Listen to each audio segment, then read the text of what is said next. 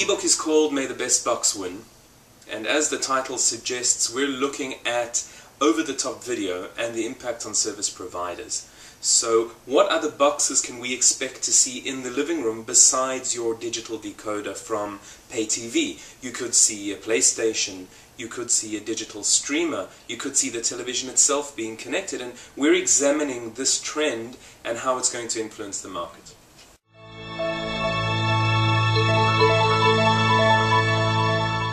Over the top is becoming a very hot topic today for a number of reasons. First of all, consumption of online video is just going through the roof. Everybody sees this, we see it in the statistics, and the amount of video that people consume online is growing exponentially. It's also being driven today by a whole host of connected consumer electronics. So for the first time we're selling television sets that are connected to the internet.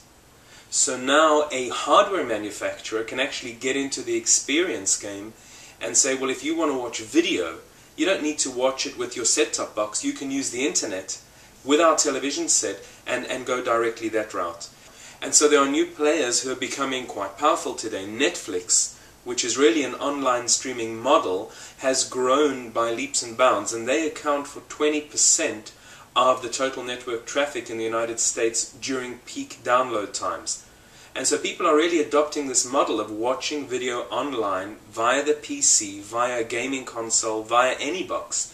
And this is really putting pressure on the regular pay TV providers.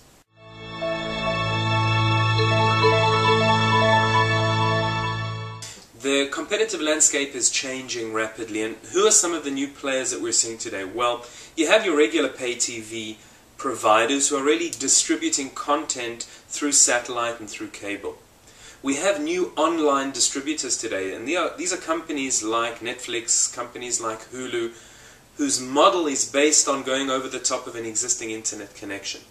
And these online distributors are becoming quite serious. They're going to content producers like movie studios and signing exclusive agreements to make that content available online once the theatrical release period has finished.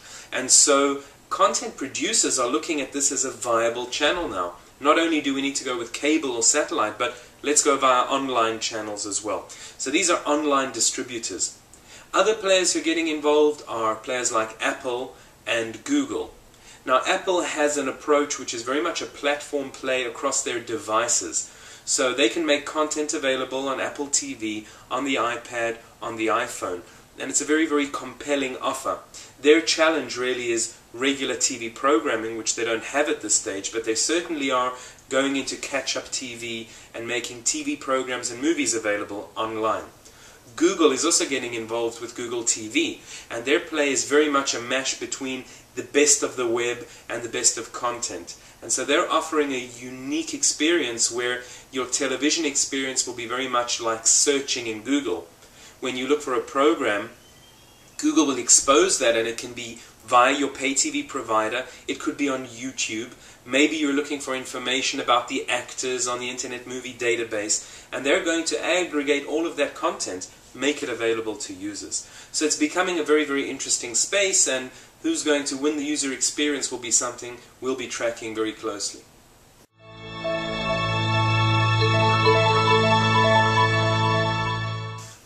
So as part of the ebook, we try to look at some strategies that pay TV providers can adopt in order to either compete or to co-opt with over the top. And one of the first strategies which is very clear today is TV Anywhere.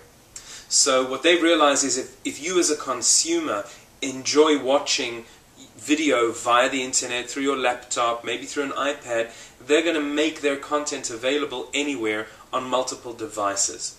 And this strategy is quite common today.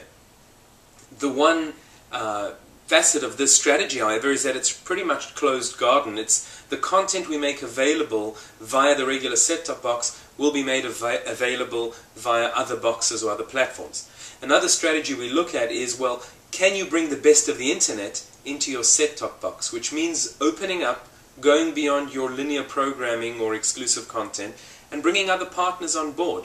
So if a customer wants to get Facebook, and they want Hulu, and they want YouTube as part of the viewing experience, That's what you're going to enable. You're going to give them a much richer, wider and broader viewing experience. And there are customers who are already doing that today, or pay TV providers who are doing that today. And the challenge really in terms of a strategy beyond that is, how do you become the aggregator of choice? And again, not the destination of choice, but the aggregator of choice. And this means you'll enable partners as well as customers to get onto a single platform, a single experience, and make it a very compelling experience at that. And so we're examining these strategies and suggesting different strategies for pay TV to compete with, or to enable even, over-the-top video today.